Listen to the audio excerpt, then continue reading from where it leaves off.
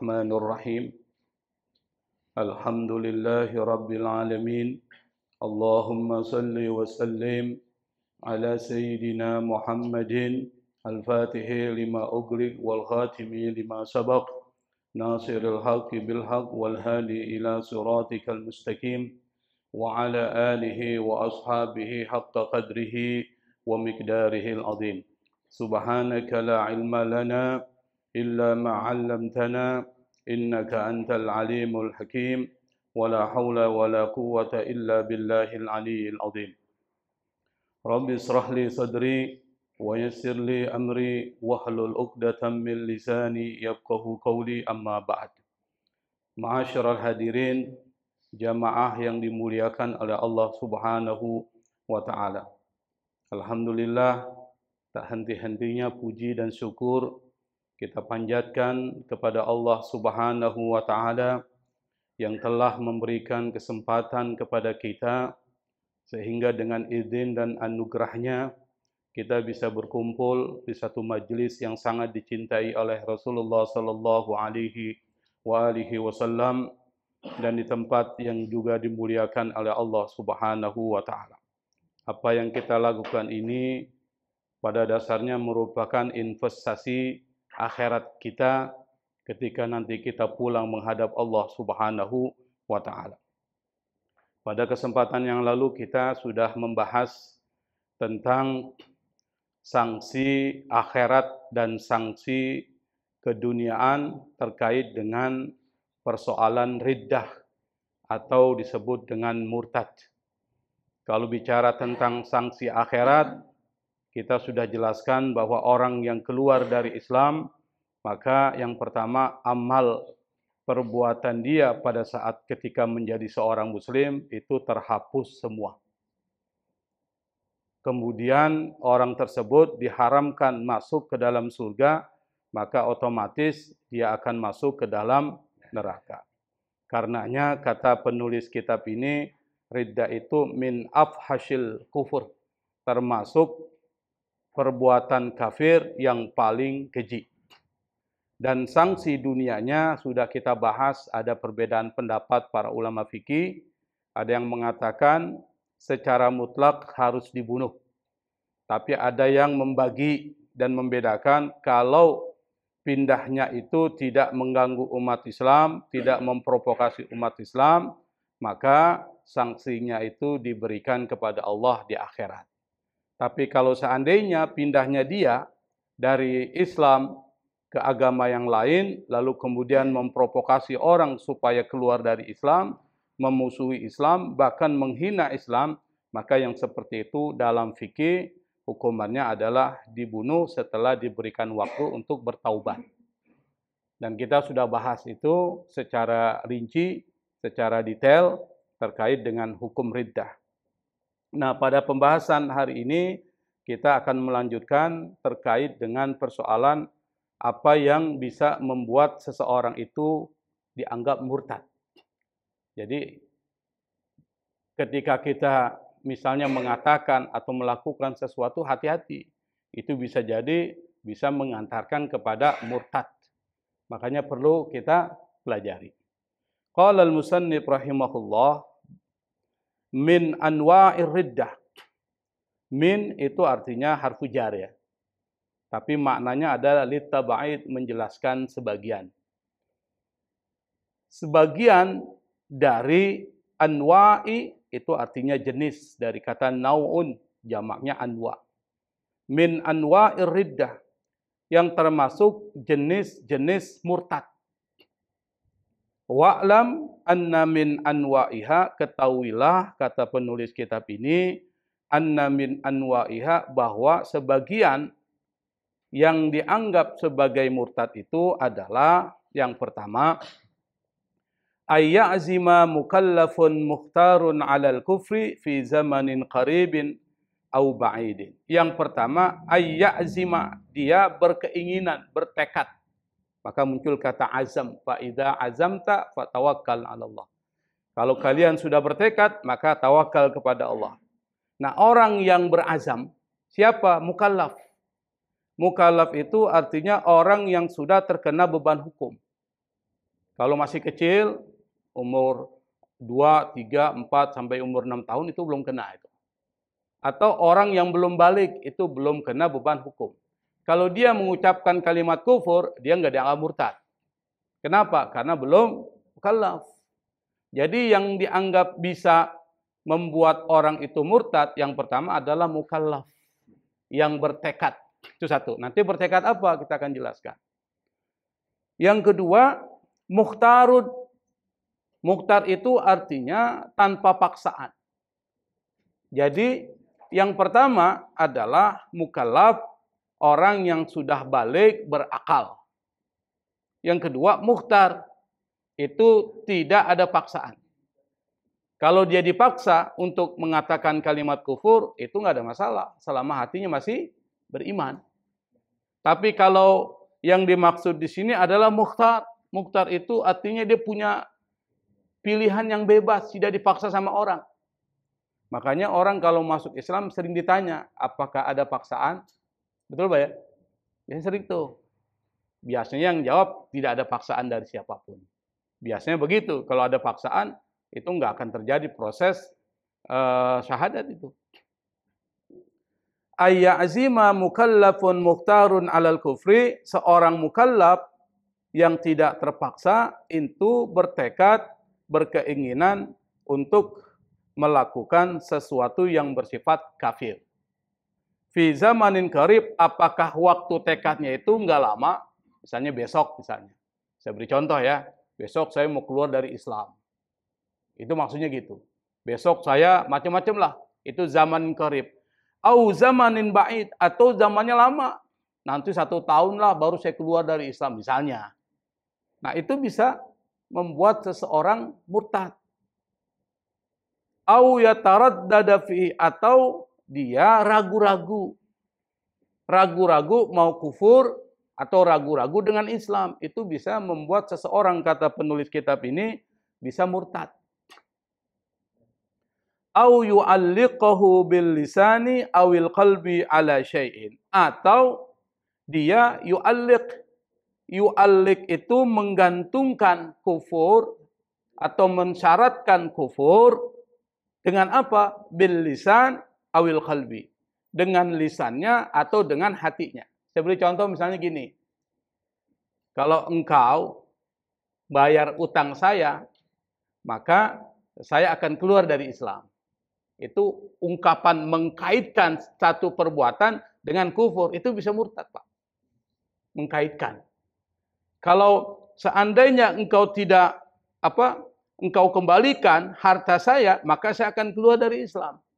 Misalnya seperti itu. Itu menggantungkan sesuatu yang kufur dengan lisannya atau dengan hatinya. Hatinya mengatakan, saya keluar nih dari Islam kalau dia bayar hutang saya nih. Dan seterusnya. Atau dia bilang, saya akan bayar hutang saya kalau kau keluar dari Islam. Sama. Lalu dia bilang, iya. Fi zamanin qarib au zamanin ba'id. Baik zaman yang tidak lama atau zaman yang lama.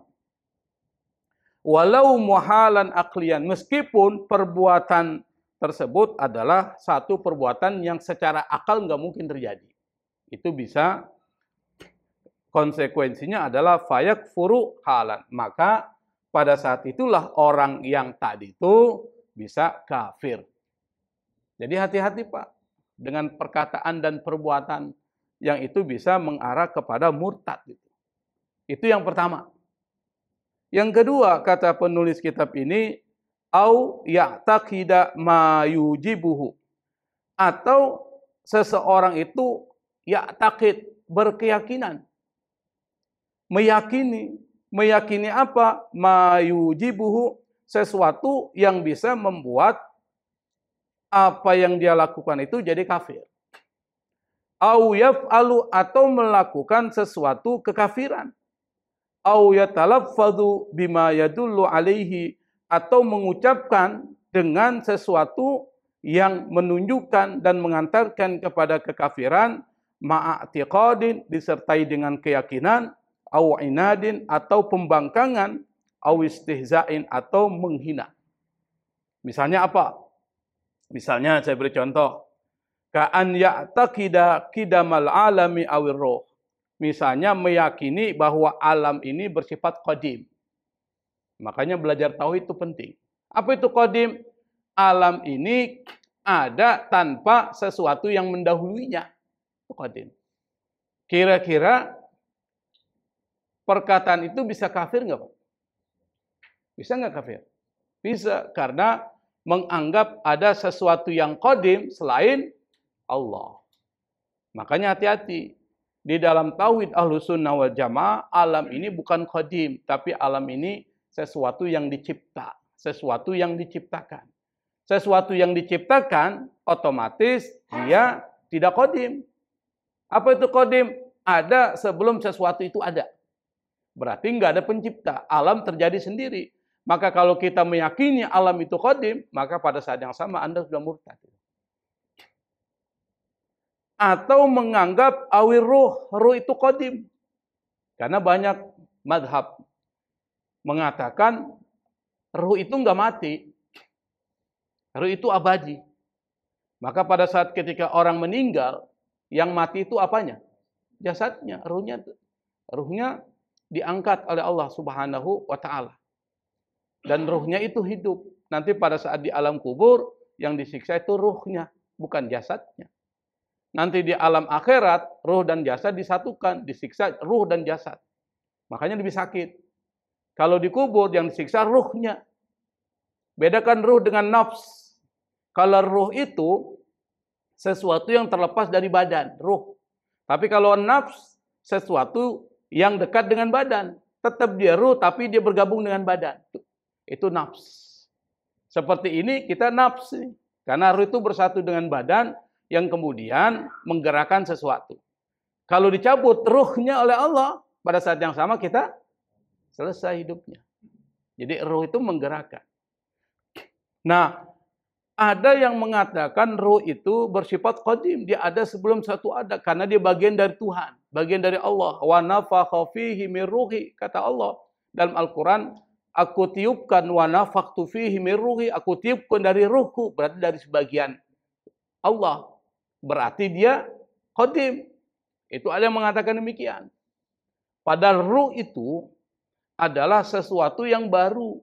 Sesuatu yang diciptakan. Makhluk. Kalau dia bersifat abadi, keabadian ruh itu karena Allah yang mengabadikan. Bukan karena secara zatiah dia abadi. Surga abadi nggak, Pak? Abadi. Tetapi keabadian surga, Allah yang menjadikan dia abadi. Berarti beda dengan keabadian Allah. Kenapa kita mengatakan surga itu abadi? Karena Allah yang bilang, khalidina fiha, mereka nanti kekal di dalam surga. Neraka abadi. Abadi. Yang membuat neraka itu abadi, Allah. Tapi tidak ada yang abadi selain Allah. Kalau neraka mau dihancurkan, akan dihancurkan oleh Allah. Berarti dia nggak abadi dalam pengertian abadi zatiyah. Tapi abadi sababiyah. Ini tauhid, Pak. Perlu dipelajari. Nah, orang yang mengatakan ruh itu adalah sesuatu yang ada sebelum sesuatu yang lain, atau dia tidak dicipta, maka dia bisa menjadi murtad. Dalam keyakinan Ahlussunnah wal Jamaah.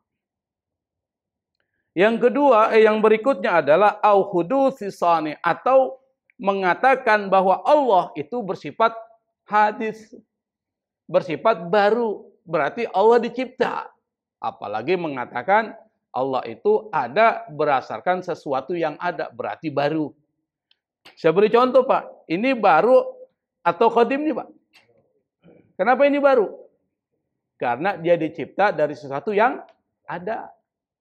Ini dicipta dari apa ini? Dari kayu. Berarti dia tercipta dari sesuatu yang sudah ada bahannya. Itu namanya hudus. Atau sesuatu yang bersifat baru. Disebut dengan makhluk. Kira-kira Allah makhluk bersifat baru atau tidak itu? Nggak mungkin. Karena Allah yang menciptakan segalanya.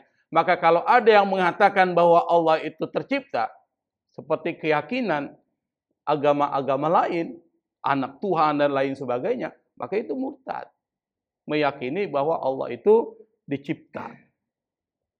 Itu yang kedua, kata penulis kitab. Yang berikutnya adalah au yanfiya ma huwa tsabitun lillahi ta'ala bil ijma'. Yang membuat seseorang bisa keluar dari Islam adalah menafikan, yanfi, nafyun, menafikan, meniadakan, menegasikan, bahasanya banyak tuh. Menafikan apa? Meniadakan apa? Ma huwa tsabitun lillahi ta'ala bil ijma'. Sesuatu sifat yang melekat kepada Allah dan itu disepakati. Misalnya apa? Misalnya kal ilmi. Allah mempunyai sifat mengetahui. Dan semua ulama, semua umat Islam itu meyakini kalau Allah itu adalah maha melihat. Mana dalilnya? Wallahu alimun. Alim, sami'un, alim. Allah maha mengetahui. Ya'lamu ma fis sudur. Mengetahui apa yang ada dalam hati Anda. Berarti sifat Allah adalah alim. Kalau kita mengatakan bahwa Allah itu tidak mengetahui hal-hal yang bersifat partikular tuh, rinci. Allah mengetahui hal yang bersifat general, umum. Tapi hal-hal yang bersifat rinci, yang kecil Allah nggak tahu, murtad Bapak. Kenapa? Karena Allah mengetahui baik yang bersifat umum maupun yang bersifat khusus, yang kecil-kecil itu. Itu Allah tahu. Bahkan Allah tahu apa yang ada di dalam hati Anda. Ya'lamu ma fis sudur. Yang kedua, wal qudrah. Menafikan, meniadakan bahwa Allah mempunyai sifat qadir. Wallahu ala kulli syai'in qadir. Allah maha kuasa terhadap segala sesuatu. Lalu kita mengatakan Allah enggak berkuasa. Tangan Allah terbelenggu. Seperti perkataan siapa? Perkataan orang-orang Yahudi. Dalam Al-Quran disebutkan. Yadullahi maglulah. Tangan Allah terbelenggu. Maksudnya apa? Allah pelit. Orang Yahudi itu berani ngomong Allah pelit, Pak. Kenapa? Karena memang hatinya bermasalah. Hatinya banyak penyakit. Dia berani mengatakan kepada Allah, Allah itu enggak berkuasa memberikan rezeki kepada kita. Dan Allah itu pelit katanya. Bayangkan itu seperti itu. Maka mengatakan seperti itu, maka kalau dia muslim, keluar dari Islam. Murtad. Atau menafikan semua sifat Allah yang 20 itu. Wujud, idam, baqa. Kan ada itu?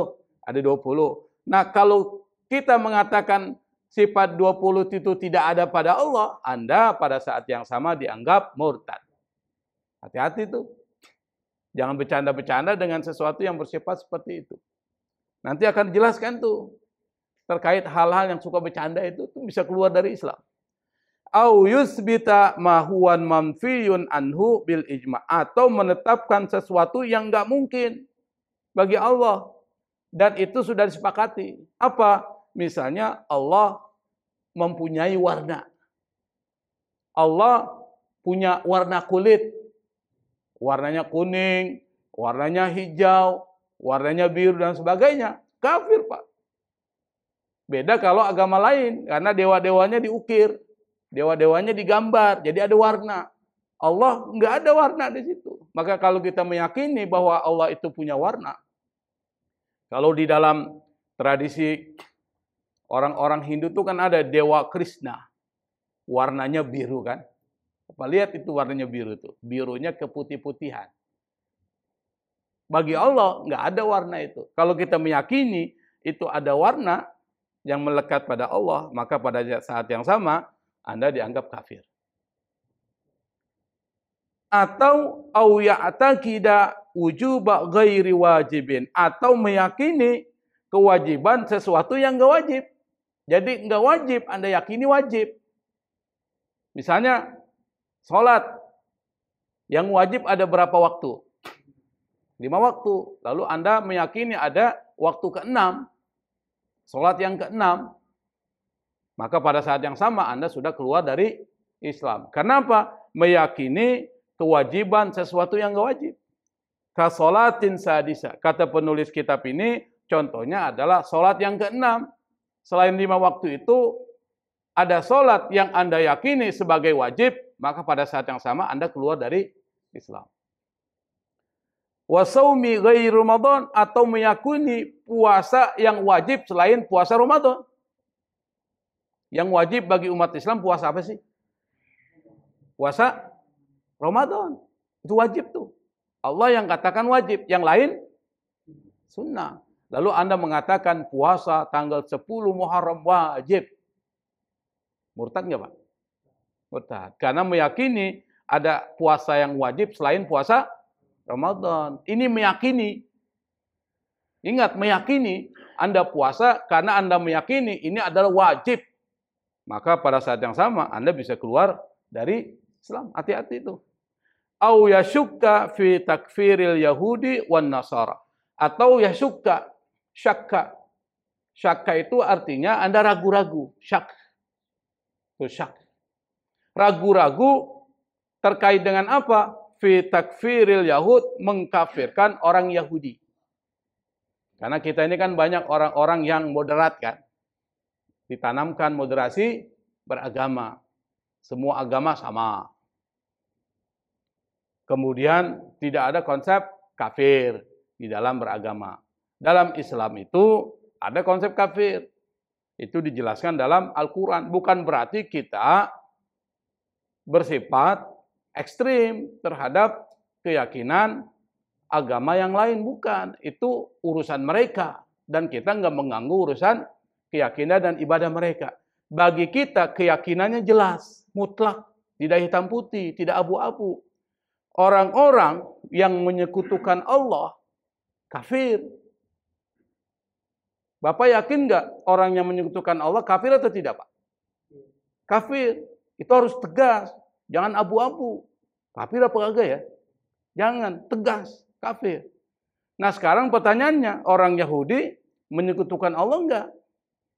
Orang Nasrani menyekutukan Allah. Berdasarkan keyakinan kita yang disebutkan dalam Al-Quran, itu dianggap kafir. Mereka tidak perlu marah karena mereka juga mengkafirkan kita. Jadi orang-orang non-muslim juga menganggap orang Islam tersesat. Dianggaplah gembala-gembala atau kambing-kambing, domba-domba yang tersesat. Mereka carilah domba-domba itu untuk diselamatin.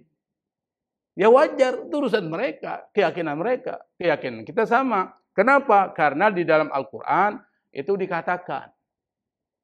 Apa? Innal ladzina kafaru min ahlil kitab. Tuh. Sesungguhnya orang-orang kafir dari ahlul kitab. Siapa? Yahudi dan Nasrani. Di dalam Al-Quran itu juga ada. Wa qalatil yahudu Uzairun ibnullah. Wa qalatin nasara al-masih ibnullah. Dzalika qauluhum bi afwahihim. Yudahi'una qawlal ladzina kafaru min qabl. Qatalahumullahu fa'anna tufakun. Surat Taubah itu. Surat ke-9 ayat 30. Itu disebutkan. Orang-orang Yahudi mengatakan Uzair anak Tuhan. Uzair. Orang-orang Nasrani mengatakan Isa al-Masih anak Tuhan. Itulah perkataan mereka yang menyamai perkataan orang-orang kafir sebelumnya. Berarti kafir nggak Pak? La'ana qatalahumullah. Allah laknat mereka. Fa'anna tu'fakun. Artinya apa? Di sini bisa disimpulkan. Mereka orang-orang Yahudi karena mengatakan Uzair anak Tuhan. Kafir. Sama dengan orang-orang Nasrani dikatakan dalam Al-Quran. Laqad kafaral ladzina qalu innallaha tsalitsu tsalatsa. Telah kafir mereka yang mengatakan Tuhan itu 3. Tegas, jelas. Kita nggak boleh ragu. Tetapi bukan berarti karena mereka kafir, kita semena-mena terhadap mereka. Enggak, itu urusan mereka. Keyakinan mereka, ibadah mereka. Nggak boleh kita ganggu, nggak boleh kita hina, celak Tuhan mereka. Nggak perlu juga kita mengganggu ibadah mereka. Kalau bisa kita menjaga ibadah mereka supaya nggak diganggu orang gitu loh. Kenapa? Karena Islam itu rahmatan lil alamin. Tapi dalam persoalan teologi, tauhid, jelas, tegas. Nggak boleh abu-abu, nggak boleh remang-remang. Kalau kita meragukan kekafiran mereka, maka pada saat yang sama, Anda bisa murtad, Pak. Pilihannya mana? Murtad atau meyakini mereka kafir? Kafir. Tapi bukan berarti kita memberikan kekerasan terhadap mereka. Itu yang perlu dipahami. Tetap harus ada toleransi di dalam keberagamaan. Dan itu ajaran Islam. Dan itu yang dipraktikkan oleh Nabi Muhammad SAW. Islam tauhidnya jelas, tegas. Yang berikutnya yang bisa membuat orang murtad, kata penulis kitab ini, Syekh Zainuddin Al-Malibari, beliau mengatakan, au ka'an yasjuda li makhlukin, atau seperti orang yang sujud kepada makhluk. Apa itu? Kasonamin wa syamsin. Seperti sujud menyembah terhadap berhala. Jelas. Au syamsin, atau kepada matahari. Ini maksudnya agama politis. Atau agama-agama yang menyembah berhala. Kan masih ada, Pak. Orang-orang yang menyembah gunung. Orang-orang yang menyembah batu-batuan. Masih ada nggak? Masih ada. Padahal batu dan gunung itu tidak memberikan manfaat sedikit pun buat mereka. Atau menyembah matahari, karena matahari dianggap yang memberikan kehidupan terhadap mereka. Mereka sembah. Muncullah yang disebut dengan kaum penyembah matahari. Seperti yang diceritakan oleh Allah terhadap kaum siapa? Kaumnya Ratu apa? Balqis. Diceritakan Allah dalam Al-Quran.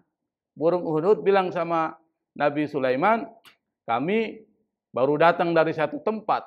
Yang tempat itu tempat yang subur, kerajaannya besar, dipimpin oleh ratu yang sangat agung. Tapi sayang, ya'buduna syams. Mereka menyembah matahari. Artinya apa? Artinya menyembah dan sujud kepada makhluk yang diciptakan oleh Allah itu bisa keluar dari Islam. Au yamsi ilal kanaisi ma'a ahliha biziyihim minaz zananir wa ghairiha. Atau dia pergi ke gereja. Ini hati-hati nih. Pergi ke gereja berserta keluarganya, tapi dengan ziyihim, dengan seragam mereka, pakaian mereka. Minaz zananir, zananir itu dalam bahasa Arab artinya gesper. Apa gesper nih? Ikat pinggang. Itu zananir. Atau alat-alat lain yang merupakan simbol keberagaman mereka dan ibadah mereka. Kalau orang-orang pendeta kan jelas di sini seperti baju koko ada ininya nih. Nah, kalau kita pakai itu hati-hati Pak, juga termasuk kategori itu. Nah, kalau kita pergi ke gereja, duduk lalu kemudian membaca pujian-pujian bersama mereka, itu kafir. Tapi kalau cuma diundang karena dia pejabat misalnya. Ini kan pejabat nggak enak, Pak.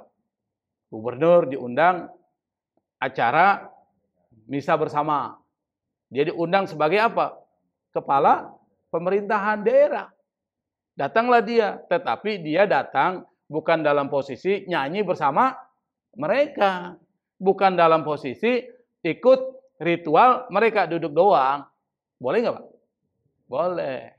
Karena nggak ikut keberagamaan ibadah mereka. Tapi kalau dia ikut diri, wah ini bahaya Pak. Dia ikut diri, ikut nyanyi. Aduh, ini bisa membuat keluar dari Islam. Islam jelas ya. Yang berikutnya adalah, ini panjang banget diceritakan oleh Syekh Zainuddin Al-Malibari. Dan ini perlu kita pahami. Au yulqiya waraqatan fiha syai'un minal Qur'an. Atau dia yulqiya, membuang. Membuang apa? Waraqatan, kertas. Fiha, yang dalam kertas itu syai'un minal Qur'an, ada tulisan Qur'annya. Ini kertas nih, ada tulisan Qur'an itu. Awil ilmi syar'i, atau ada tulisan ilmu keagamaan. Misalnya kitab kuning. Kitab kuning kan kertas tuh. Tapi itu isinya apa tuh? Ilmu. Au ismillahi ta'ala, atau di kertas itu ada asma Allah, nama Allah. Au ismi nabiyyin au malakin, atau ada nama Nabi Muhammad atau nabi-nabi yang lain. Misalnya Ibu Ibrahim, bukan Ibrahim ini nih. Tapi kalau ada tulisan Ibrahim, ingat Ibrahim yang mana nih?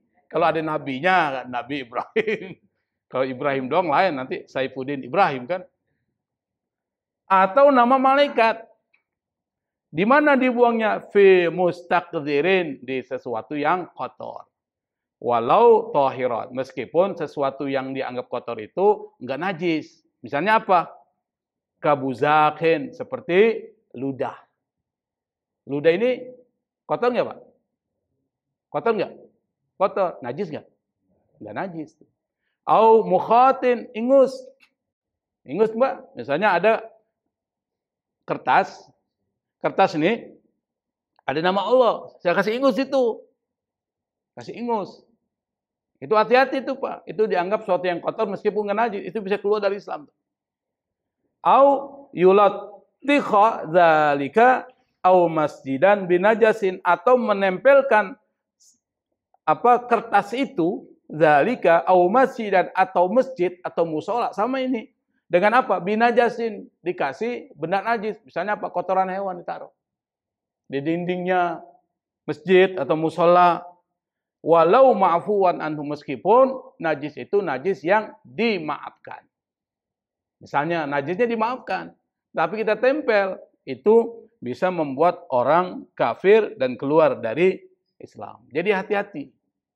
Bagaimana kalau Al-Quran itu kemudian supaya menghormati, supaya tidak dihinakan oleh orang lain, maka Quran itu kita bakar aja. Kalau memang itu potongan-potongan kertas. Tapi tujuannya bukan istihzaan, bukan untuk menghina, bukan untuk merendahkan, tapi untuk menyelamatkan. Karena kalau tidak dibakar itu bisa diinjak-injak orang ini. Apalagi dibuang di tempat sampah oleh orang yang nggak paham. Apa ini, kertas apa ini? Sama dengan kitab kuning, Pak. Orang tua kita kan dulu ngaji tuh dengan kitab kuning tuh, udah warnanya kuning banget kan. Meninggal dia, ada anak-anaknya. Apa ini kertas? Dia buang aja. Kalau dia nggak tahu nggak ada masalah. Tapi kalau dia tahu di situ ada ilmu syar'i, maka bisa bermasalah.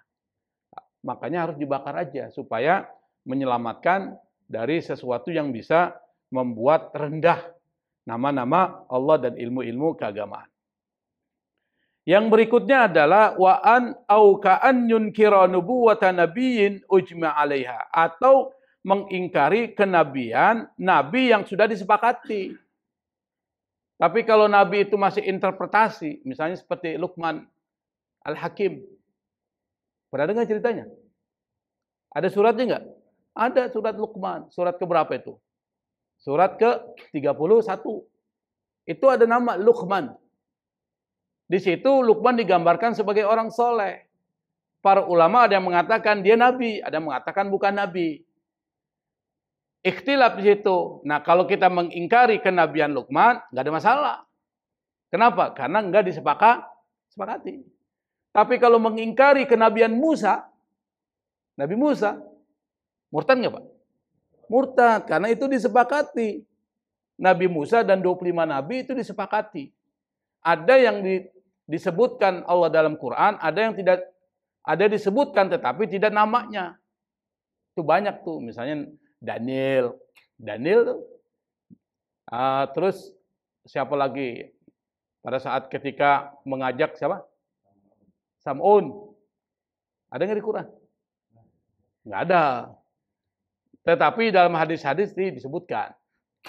Nah, kalau kita mengingkari kenabian yang sudah disepakati, maka itu bisa membuat orang murtad dari Islam. Au inzala kitabin kadzalik, atau mengingkari turunnya kitab. Misalnya apa? Kat-Taurati wal Injili wa Zaburi Dawuda wa Sufi Ibrahim, atau mengingkari misalnya Taurat bukan kitab suci. Itu bisa kafir. Tetapi kalau mengingkari Taurat yang dipegang oleh orang-orang Yahudi sekarang bukan Taurat yang asli, enggak kafir. Kenapa? Karena memang sudah banyak diubah. Tapi kalau mengingkari Taurat yang diturunkan kepada Nabi Musa, Anda ingkari itu, maka itu kafir. Tapi mengingkari Taurat yang ada pada zaman sekarang, bukan Taurat yang diturunkan kepada Musa, nggak ada masalah. Atau mengingkari Injil yang diturunkan kepada Nabi Isa, atau mengingkari Zabur yang diturunkan kepada Nabi Daud, atau mengingkari Suhuf Ibrahim, lembaran-lembaran wahyu yang diturunkan oleh Allah kepada Nabi Ibrahim. Makanya disebutkan Allah dalam surat apa tuh? Al-A'la. Suhufi Ibrahim wa Musa. Suhuf Ibrahim dan Musa. Berarti Musa juga dapat suhuf selain Taurat. Jadi sebelum Taurat diturunkan kepada Nabi Musa juga mendapat suhuf. Dan banyak nabi-nabi lain yang tidak disebutkan Allah dalam Quran, tetapi mendapat suhuf. Fis suhufil ula disebutkan. Suhuf-suhuf yang pertama siapa? Nabi Syed. Anaknya Nabi Adam yang paling bungsu, itu mendapatkan suhuf. Karena dialah yang kemudian mewakili Nabi Adam menyebarkan tauhid Islam. Nabi Syed. Jadi Nabi Syed itu yang terakhir. Dan dia tidak kembar. Kalau anak Nabi Adam kan sengaja dibikin kembar oleh Allah. Tapi kembarnya kembar laki perempuan tujuannya untuk pernikahan sila. Nah, karena kecewa dengan Qabil dan kecewa dengan meninggalnya Habil, maka Nabi Adam itu sampai dia menyendiri. Lalu kemudian didekatilah oleh istrinya. Dia katakan, jangan terlalu banyak bersedih. Insya Allah, Allah akan menjadikan sebagai pengganti Habil orang yang lebih soleh dari Habil. Akhirnya Allah kemudian memberikan kepada Nabi Adam melalui rahim Siti Hawa seorang nabi yang bernama Syed. Yang inilah kemudian yang menyebarkan dan kemudian memerangi kaumnya Qabil tuh yang banyak melakukan kedurhakaan. Dan Nabi Syed inilah yang kemudian menutup alam sehingga kita nggak bisa ngelihat jin. Dulu manusia bisa lihat jin, Pak. Tapi karena Nabi Syed ditutup tuh. Makanya Anda nggak bisa ngelihat jin. Kalau ada orang bilang ngelihat jin, bohong itu. Karena jin nggak terlihat. Kecuali jin menyerupai makhluk lain. Misalnya apa? Ular. Atau yang lainnya. Atau seperti kuntilanak tuh. Apalagi tuyul, lain sebagainya. Itu menyerupai. Tapi melihat hakikat jin nggak mungkin. Karena memang sudah ditutup tuh. Maka muncul kata jin, pintu tersembunyi. Sama dengan janin dari kata jin. Tersembunyi. Au ayatan minal Qur'ani mujma'an alaiha. Atau mengingkari satu ayat saja. Dari Al-Quran yang itu disepakati. Misalnya apa? Kal mu'awwizatain. Seperti surat Al-Falaq dan An-Nas. Itu namanya Al-Mu'awwizatain. Al-Mu'awwizatain itu artinya surat yang di situ isinya minta perlindungan kepada Allah Subhanahu wa taala. Makanya dalam surat Al-Falaq itu ada pakai a'udzu. Qul a'udzu birabbil falaq. Qul a'udzu birabbin nas. Itu namanya al-mu'awwizatain. Karena ada kata a'udzu di situ. Yang berikutnya adalah au yunkira wujuba wajibin au nadba mandubin. Atau mengingkari sesuatu yang wajib. Misalnya sholat. Sholat, Pak. Wajib nggak, Pak? Anda tidak sholat, dosa nggak? Dosa. Tapi kalau Anda meyakini sholat itu tidak wajib, Anda kafir. Murtad. Kenapa? Karena Allah sudah katakan wajib. Tapi kalau dia nggak laksanain, dia nggak keluar dari Islam. Tapi hanya dosa besar. Tapi kalau dia yakini, sholat nggak wajib. Diyakini begitu. Keluar dia. Hati-hati tuh, jangan main-main juga. Saya ngomong tadi contoh ya. Jangan dianggap saya keluar dari Islam ini. Contoh saja. Mengatakan bahwa sholat nggak wajib, puasa nggak wajib, itu keluar dari Islam. Maksudnya puasa Ramadan. Atau mengingkari kesunahan sesuatu yang sunnah. Misalnya, puasa Senin Kamis sunnah nggak, Pak? Anda ingkari, nggak sunnah itu. Hanya boleh. Nah, kafir Anda. Hati-hati itu. Kenapa? Karena sudah disebutkan puasa Senin Kamis adalah sunnah. Au tahrima haram, atau mengharamkan, mengingkari keharaman sesuatu yang haram. Atau mengingkari kehalalan yang halal. Ujmiya alaiha wa ulima minad-din bidarurah. Yang sudah disepakati dan sudah diketahui secara pasti dalam agama. Misalnya apa? Karak'atin min ihdal maktubat. Misalnya mengingkari salah satu dari sholat 5 waktu tadi yang saya jelaskan. Atau mengingkari wajibnya puasa Ramadan. Atau mengingkari kesunahan sholat sunnah rawatib. Qobliyah, ba'diyah. Itu sunnah apa bukan tuh? Nah, kalau mengingkari kesunahan sholat sunnah itu, Anda bisa kafir. Tapi tidak melaksanakan sholat sunnah, kafir enggak? Enggak ada masalah. enggak berdosa.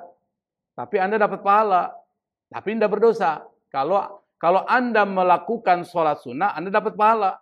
Meninggalkan tidak berdosa. Tapi mengingkari kesunahan sholat sunnah qobliyah, ba'diyah, dan lain sebagainya yang sunnah-sunnah yang sudah disepakati, Anda bisa murtad, Pak. Bisa dipahami nggak tuh? Atau mengingkari kesunahan sholat id. Anda bilang, sholat itu kan bukan sholat sunnah, sholat biasa aja lah. Nah, Anda sudah bisa keluar dari Islam. Karena apa? Mengingkari kesunahan sholat id. Tapi kalau Anda tidak laksanakan sholat id tanpa meyakini bahwa dia tidak sunnah, itu nggak ada masalah. Atau mengingkari apa? Syurbil khamri. Anda mengingkari bahwa khamar itu bukan sesuatu yang haram. Itu bisa membuat orang murtad. Misalnya lagi minum khamar. Jangan minum khamar itu. Haram itu. Kata siapa? Bagi saya boleh nih. Hati-hati itu, Pak. Kan banyak orang yang begitu tuh main-main tuh dengan ucapan itu. Kalau minum khamar ya minum aja. Tapi jangan meyakini. Tapi Anda dapat dosa. Itu aja intinya. Wazina wal liwat. Atau mengingkari keharaman zina atau keharaman liwat. Apa tuh liwat? Apa sih liwat? Sodom, homo tuh, lesbian. Makanya orang yang mengatakan kalau dia ulama, misalnya lesbian, homo hal yang biasa, hati-hati Pak, dia bisa murtad itu. Karena itu sudah diharamkan oleh Allah. Wat ilmahaid, atau mengingkari bahwa menyetubuhi istri yang sedang haid itu nggak boleh. Lalu dia mengatakan boleh tuh. Atau dia mengatakan tidak haram. Nah itu bisa membuat murtad. Au idza'i muslimin, atau mengingkari bahwa mengganggu orang Islam itu adalah sesuatu yang haram. Tapi dia mengatakan nggak ada masalah itu. Wa akhdhi maksin wariban wariswatin, atau mengambil riba, mengambil suap, dia anggap sesuatu yang tidak haram dan dia yakini bukan sesuatu yang haram. Wa sholatin bila wudu, atau dia meyakini bahwa sholat tanpa wudu itu boleh. Wa kal bai'i wan nikah, seperti jual beli dan nikah. Nah, ini beberapa hal yang disebutkan oleh Syekh Zainuddin Al-Maribari bisa membuat orang keluar dari murtad. Dan masih banyak perincian-perincian itu, insya Allah kita akan lanjutkan pada pertemuan yang akan datang. Semoga dengan apa yang disampaikan ini, kita menjadi lebih hati-hati. Meyakini, mengucapkan, dan melakukan. Jangan sampai yang kita yakini, yang kita ucapkan, dan kita lakukan, itu ternyata ada unsur-unsur yang bisa membuat kita keluar dari Islam. Makanya perlu belajar supaya tahu mana yang seharusnya diucapkan, mana yang seharusnya jangan sampai diucapkan. Wallahul musta'an. Wassalamualaikum warahmatullahi wabarakatuh.